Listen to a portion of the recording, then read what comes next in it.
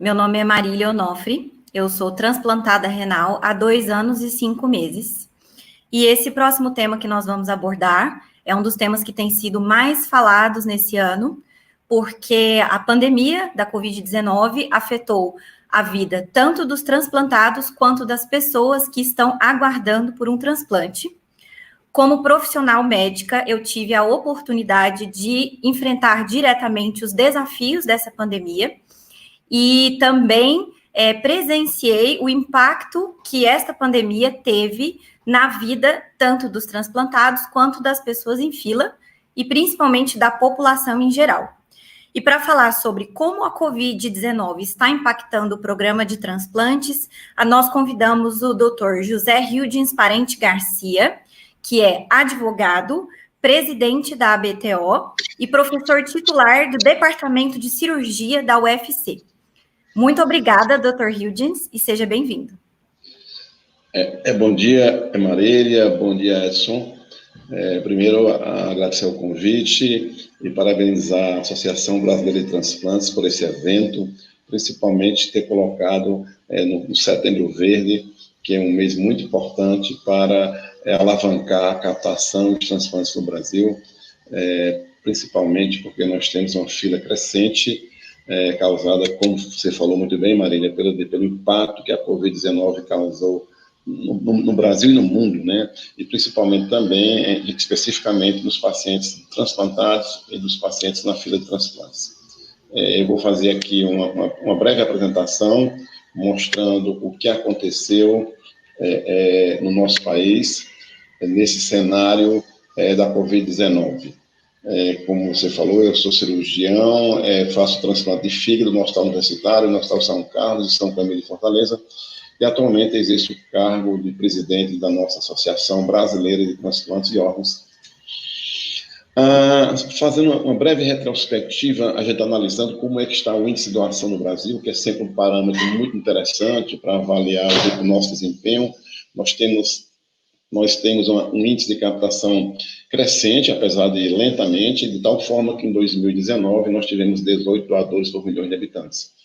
E mesmo com esse aumento progressivo das doações, é insuficiente para atender a demanda. Em média, nós só atendemos aí, provavelmente, a 30% a 50% das necessidades de transplantes no nosso país. E o mais importante é a taxa de doador efetivo, não tem que se destacar a região sul. Hoje é quem detém o maior índice de captação, principalmente os estados do Paraná e Santa Catarina, que estão no momento com uma taxa superior a 40 doadores por milhão de habitantes, que é uma taxa semelhante à Espanha, que é o país que tem um modelo ideal de captação de órgãos. Então, mas mostrando em número absoluto, que o Brasil vem aumentando progressivamente o número de doadores efetivos de órgãos. Em 2019, nós tivemos 3.768. E um dos fatos realmente que sempre nos chama a atenção é a recusa familiar, que no Brasil ainda é alta e heterogênea, variando de 25% a 81%, mas em média a recusa familiar no Brasil é 40%. Creio que essas campanhas, a educação, a informação, principalmente agora nesse mês de Setembro Verde, com a divulgação, lives, com esses encontros, são importantes para tentar diminuir de forma importante essa taxa de recusa familiar.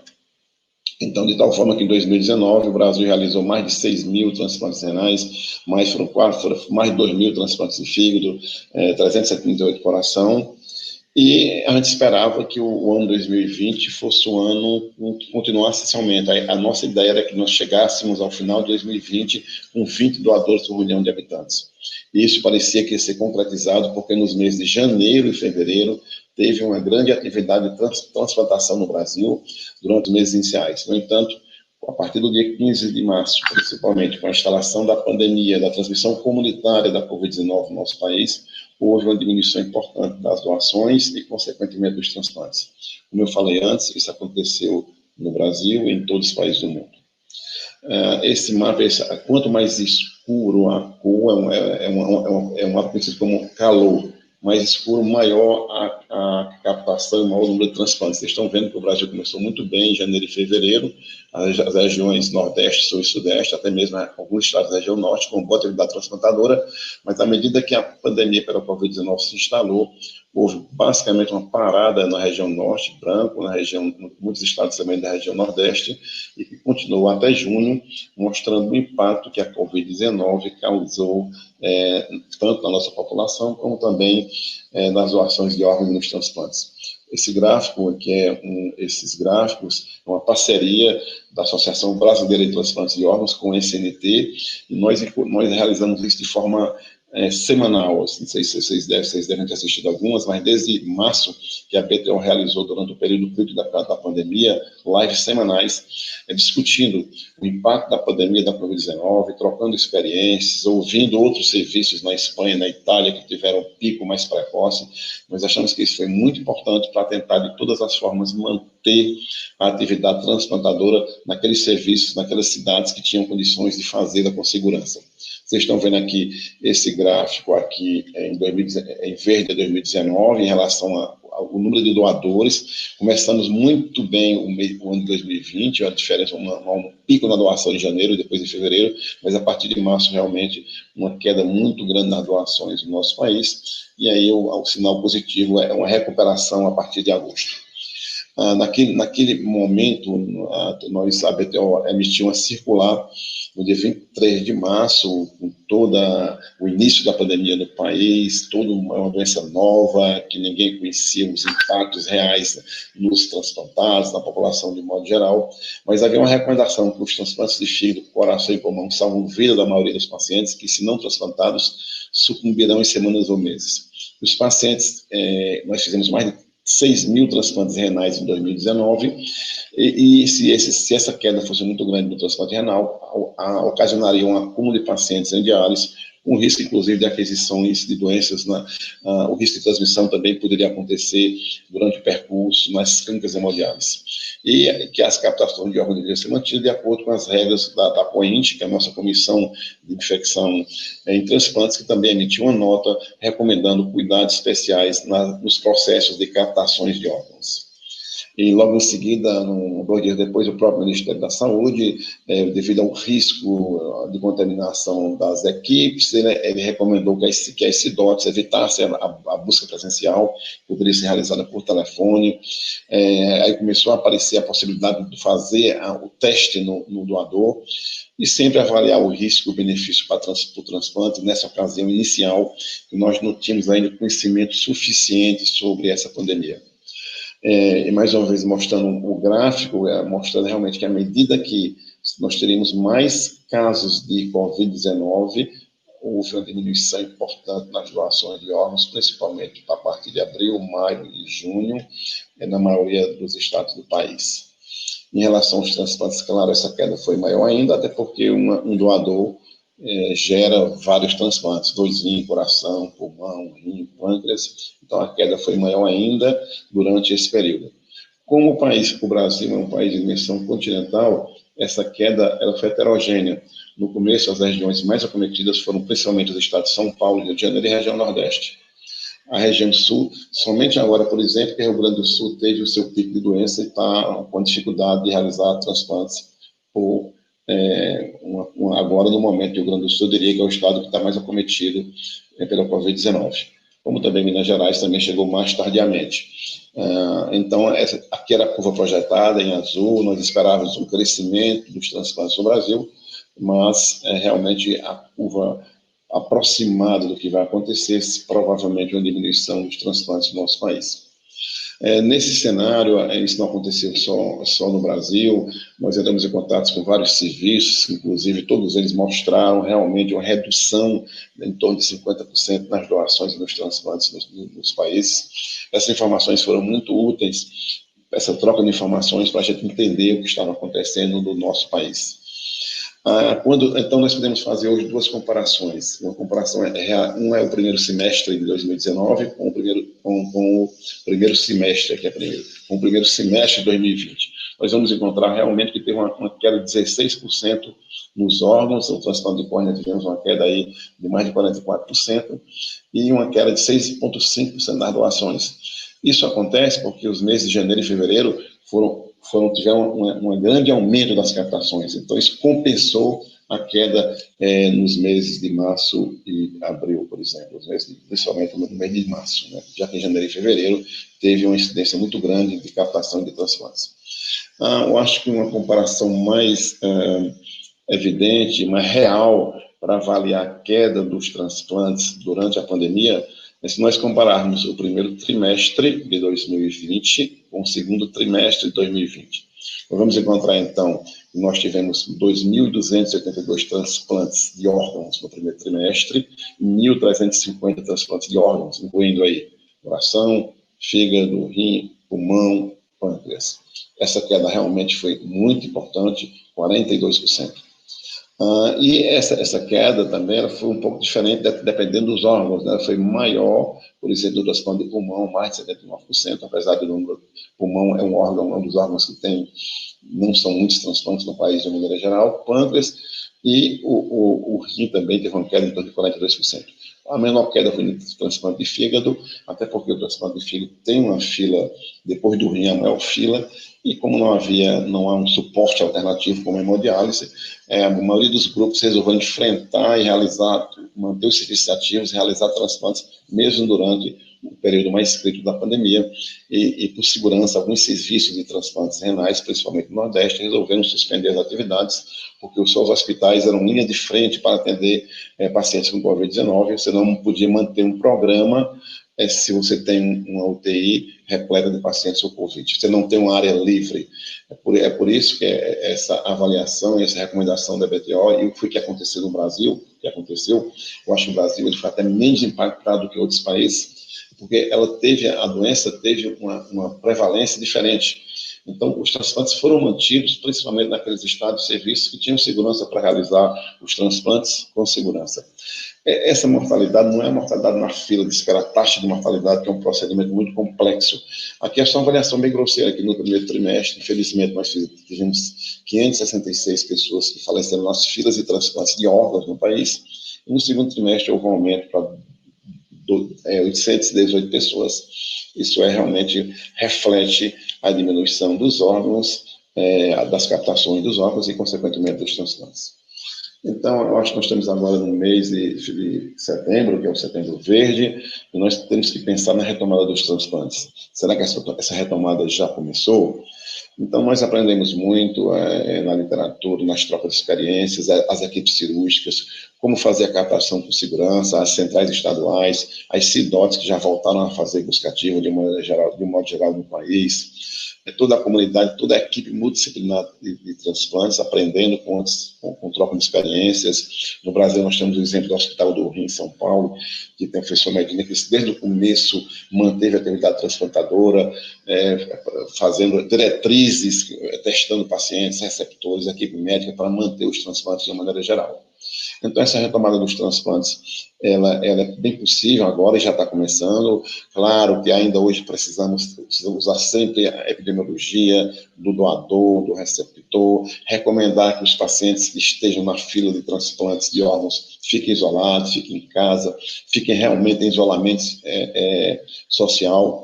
Outro aspecto muito importante para aumentar a segurança da doação é porque desde abril todo doador é testado, é realizado um RT-PCR para a Covid-19 e a captação de órgãos só é marcada após o teste ser negativo. Isso é muito importante, primeiro porque trouxe uma segurança maior para as equipes multidisciplinares e profissionais da saúde que vão atuar nas captações. Segundo, trouxe uma segurança maior para os receptores, que correriam o risco mínimo de ter uma transmissão da Covid-19, eventualmente por um enxerto contaminado. O receptor também, hoje, de uma maneira geral, também é realizado o teste, apesar de algumas situações ele não estar disponível antes do transplante, principalmente nos transplantes de coração, fígado e pulmão, que tem que ter uma isquemia fria curta. Muitos serviços como o nosso utilizam também a terceira de tórax no receptor, na hora que ele interna, para rastrear alguma possível doença Covid-19 em um paciente assintomático. Outro aspecto também é uma organização dos hospitais para ter uma enfermaria limpa, isolada, só com pacientes transplantados, o centro cirúrgico também uma área isolada e, claro, a UTI. É essencial que tenha uma UTI disponibilizada para pacientes não só transplantados, mas pacientes que têm um acidente vascular cerebral, pacientes que têm uma doença coronária. A gente sabe que a Covid-19 existe agora, mas tem outras doenças que já existem no Brasil há muito tempo e precisam de todos esses cuidados. As enfermarias, o ambulatório também, e hoje, claro, a forte recomendação de usar equipamentos de proteção individual, os hábitos higiênicos sempre presentes. E o que nós utilizamos no Brasil inteiro foi a telemedicina naquela área crítica, naquele tempo crítico. Muitos pacientes de outros estados não tinham como, a malha aérea foi reduzida em mais de 80%. Também não era recomendável se o paciente ia a um hospital, deslocamento. Então, aqueles pacientes transplantados há mais tempo enviavam os exames estavam tudo dentro da normalidade, eles poderiam ser orientados por telemedicina. Claro, os transplantes precoces, realizados principalmente no primeiro mês, eles precisariam retornar presencialmente ao serviço. Então, isso foi muito importante para manter a atividade transplantadora no país. O que nós estamos vendo agora nesse gráfico, mostrando a região sudeste, sul e centro-oeste, que a partir de agosto já houve uma recuperação da taxa de doação em torno de 17%. É sempre interessante que São Paulo foi um estado que sempre manteve uma atividade transplantadora importante, mesmo durante a pandemia. Por exemplo, no segundo semestre de 2020, São Paulo teve um aumento de 5% dos transplantes de fígado, porque eles se organizaram também, muitos hospitais, são hospitais de referência para transplantes, como, por exemplo, o Hospital do Rio, do professor Medina, por exemplo, o Hospital das Clínicas, o maior hospital da América do Sul, foi referenciado para a Covid, mas as equipes de transplantes foram para o INCOR, que seria uma área livre. Então, isso propiciou que os transplantes de órgãos como fígado, coração e pulmão fossem mantidos de forma relativamente adequada. E o que nós estamos vendo agora, também da satisfação nossa, é a região norte-nordeste, como ela foi a mais acometida. E o que teve a maior queda também é que está se recuperando de forma mais rápida. Já tivemos um aumento das doações na região norte-nordeste, a partir de agosto, que se mantém em setembro, na faixa de 81%. Então, essa retomada que nós temos agora presenciando no nosso país é essencial, principalmente porque nós temos hoje mais de 40 mil pessoas nas filas de espera por um órgão e por um tecido no nosso país. E Setembro Verde, com toda a divulgação, em todas as redes sociais, mídia, televisão, rádio, mostrando que o Programa de Transplantes do Brasil é um programa transparente, com justiça social, em que o próprio paciente pode acompanhar a sua posição na fila, mostrando a segurança, a irreversibilidade da morte cefálica. Tenho convicção, nós vamos aumentar mais ainda as doações a partir de setembro, para tentar tratar uma grande parte desses pacientes que estão nas filas de transplantes do nosso país. Muito obrigado.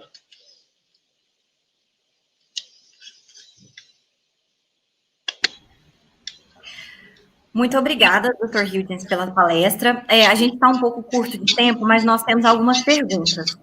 A Lia fez uma pergunta acima que é interessante e que tem sido uma dúvida recorrente. Ela perguntou se é verdade que os transplantados têm uma evolução melhor da COVID por causa da imunossupressão. E o que todo mundo quer saber é isso, como que tem sido a evolução dos transplantados com COVID na experiência do senhor? Perfeito. Essa ideia, infelizmente passou, porque no começo da pandemia teve um trabalho, Marília, da Lombardia, região, que eles mostraram 300 pacientes transplantados de fígado, 200 de fígado, que tiveram Covid, testaram e não tiveram complicações pulmonares. Então, a ideia inicial é que a imunossupressão poderia evitar aquela tempestade de citocinas que causa lesão pulmonar e que é responsável pelo óbito. Mas esse grupo era um grupo de crianças e adolescentes, que são os menos suscetíveis à doença. O que nós estamos vendo hoje é que realmente, inclusive nós temos trabalhos nacionais, temos o trabalho aqui multicêntrico, que a Tainá Vera do Departamento de Fígado de Rim da BTO está terminando, com mais de 1.000 pacientes, realmente o paciente transplantado.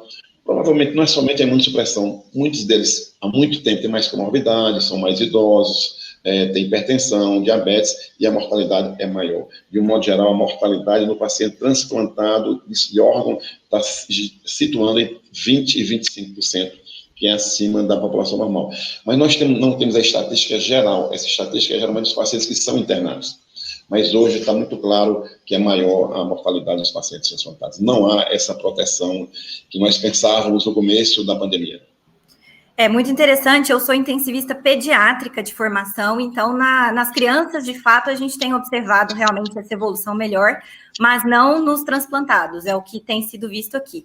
Outra pergunta é que, por esse motivo, conversando com algumas pessoas, nós temos visto aqui muitas pessoas em lista estão com medo de serem chamadas nesse momento. A questão é, qual que é a opinião do senhor? Se uma pessoa for chamada, o que o senhor diria para essa pessoa? Claramente, siga a recomendação da equipe que lhe acompanha.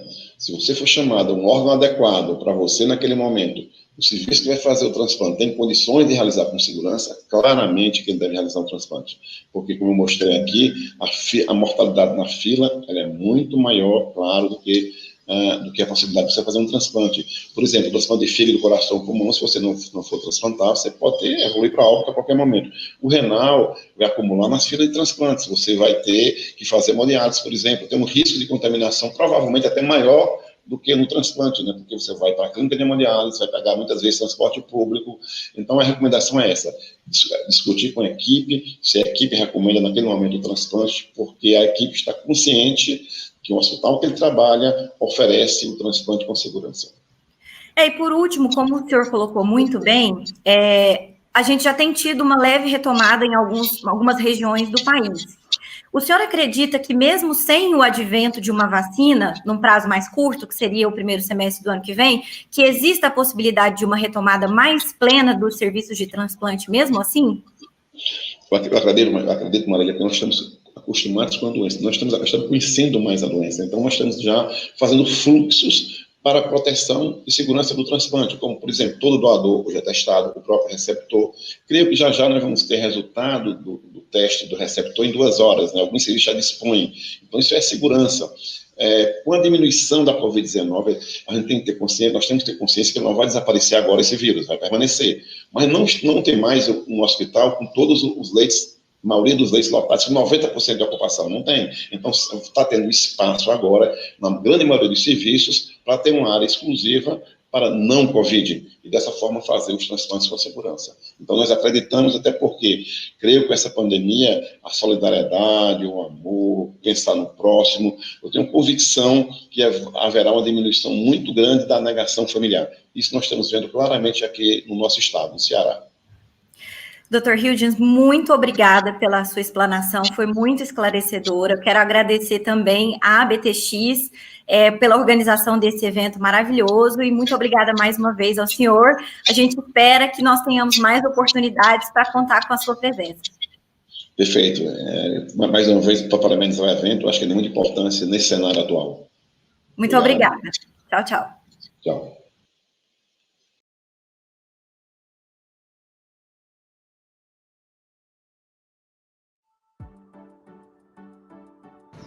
Setembro Verde é o mês da doação de órgãos. Diga sim para a doação de órgãos. Diga sim para a vida. Doe órgãos, doe vida. Muito obrigado.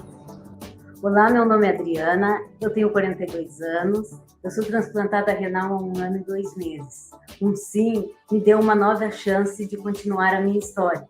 Se você é doador, avise seus familiares, é muito importante. O transplante só acontece com um sim da sua família. Gratidão a todos. Um grande abraço. Oi, meu nome é Ana Luísa, eu tenho 6 aninhos. Quando eu era bebê, eu precisei fazer câncer de fígado. E meu tio Anselmo doou um pedacinho do seu fígado para eu sobreviver. Oi, sou Cláudia, tenho 42 anos, eu sou transplantada renal há 2 anos e 4 meses. Eu sou extremamente grata a Deus e uma família que disse sim. É o meu anjo, meu doador, que transformou a minha vida e possibilitou a sonhar muito mais. Então, vamos dizer sim. Vamos pensar o que significa esse sim para muitas vezes. Olá, meu nome é Dinael, sou transplantado renal há 14 anos, graças à doação do meu irmão. Através desse gesto de amor, Hoje consigo levar uma vida normal, pratico esporte, consigo realizar os meus sonhos, principalmente ver meus filhos crescerem. Serei eternamente grato por esse gesto de amor. Pratique você também um gesto de amor ao próximo. Converse com a sua família. Seja um doador. Olá, eu sou a Giza Machado, de Capão da Canoa, tenho 34 anos, sou transplantada de rins há 1 ano e 5 meses. Sou grata a Deus por mais essa oportunidade de vida que Ele me deu. E também sou grata à família do doador, que mesmo no momento de dor, teve esse gesto de amor com o próximo. Agradeço também a minha família, que nunca deixou de me apoiar, e também a equipe médica que fez toda a cirurgia. Meu muito obrigada. Boa tarde, meu nome é Isabela Pereira Fonseca, eu tenho 21 anos e eu fiz o transplante quando eu tinha 1 ano e 4 meses, tinha 13 das vias biliares, e vai fazer dia 27 de novembro, 20 anos que eu fiz o transplante. E até então nunca deu nenhuma intercorrência. Eu faço direito na faculdade Dom Helder, eu moro em Belo Horizonte e é isso aí. Bom dia, meu nome é Jorge Eduardo, tenho 44 anos e há 7 anos atrás fui diagnosticado com cirrose hepática causada pelo vírus da hepatite C. A única solução para a minha vida seria o transplante hepático. E graças a Deus eu fui submetido ao transplante no dia 1º de abril de 2015. Este ano, fazem 5 anos que eu estou transplantado. Olá, bom dia, meu nome é Joyce. Sou pela 2ª vez transplantada. A primeira vez eu tinha 13 anos, na época, antes eu fazia diálise peritoneal. Fiz transplante de doador falecido, durou 15 anos. Quando foi no final de 2017, lá por novembro, eu perdi o rim transplantado porque ele estava ficando velhinho, né? Tinha dado o seu tempo. Fiz mais 2 anos de diálise peritoneal, 2 anos e 6 meses, novamente, por opção minha, porque hemodiálise para mim não dava. E aí, depois de 2 anos e pouquinho, Deus me abençoou novamente com rim, agora, dia 1º de setembro deste ano. E eu tô muito feliz, eu tô muito grata a Deus por Ele dar a 2ª vez a chance de poder estar viva, beber água, fazer xixi. Então, pela 2ª vez transplantada, feliz e louvando muito a Deus. Laura Júlia, tenho 8 anos, tenho síndrome de alergia, sou transplantada faz há 2 anos, quem doou para mim foi o meu irmão, gosto de brincar, de passear, de viajar, seja doador, diga sim. Meu nome é Liege Galtério, eu tenho 47 anos e há praticamente 9 anos eu recebi um sim. Eu pude renascer, eu sou transplantada unilateral de pulmão e sou muito grata ao meu doador por ter feito com que eu renascesse e pudesse reescrever a minha história. Eu pude retomar a minha vida e ter uma qualidade de vida plena. Então eu faço um pedido. Declare-se doador, avise a sua família, porque a vida precisa continuar. Oi, meu nome é Manuela, eu tenho 9 anos. Eu fiz transplante de fígado quando eu tive 8 meses de vida. O meu pai foi o doador e graças a Deus eu tô aqui. Eu tô firme e forte na mão do Senhor Jesus. Um beijo para todos vocês. Meu nome é Marco Aurélio, tenho 57 anos, sou transplantado de fígado há 11 meses. Transplantei por deficiência de alfa-1 antripsina com a equipe do Dr. Lúcio Pacheco.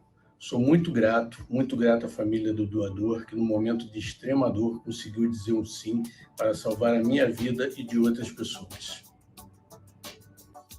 Bom dia, pessoal. Eu sou a Paula Trotman, eu tenho 33 anos, eu sou transplantada de fígado há 2 anos e 4 meses. Durante a minha gestação dos meus filhos Arthur e Pedro, sofri uma esteatose hepática aguda e nós precisamos interromper a gestação.